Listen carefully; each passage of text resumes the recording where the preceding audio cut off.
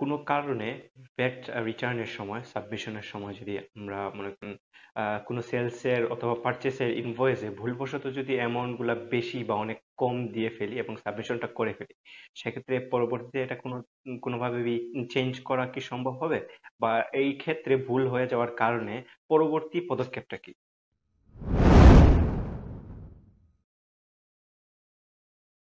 ধন্যবাদ। অনেক গুরুত্বপূর্ণ প্রশ্ন।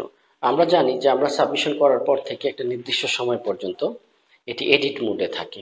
অর্থাৎ এটি ওই সময়ের মধ্যে যদি আপনি ভুলটাকে আইডেন্টিফাই করতে পারেন, তাহলে আপনি ওই ভুলটাকে শুধরে নেবেন।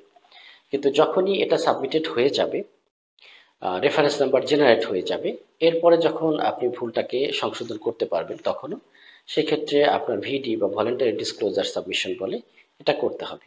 সেক্ষেত্রে অ্যামাউন্টের যদি কোনো রকম চেঞ্জেস হয় তাহলে অ্যাডমিনিস্ট্রেটিভ পেনাল্টি আপনার ৩,০০০ দিরহাম পর্যন্ত আসতে পারে। বাট উপযুক্ত ডকুমেন্টস, উপযুক্ত কাগজপত্র, রিকোয়ারমেন্টস সহকারে আপনি সাবমিট করতে পারবেন। ইনশাল্লাহ আপনার এটা অ্যাকসেপ্টেড হয়ে গেলে আপনি ফান্ডটি রিটার্ন পাবেন এবং সেই সাথে আপনার ৩,০০০ দিরহামের একটা পেনাল্টি আসার সম্ভাবনা আছে অ্যাডমিনিস্ট্রেটিভ। ধন্যবাদ।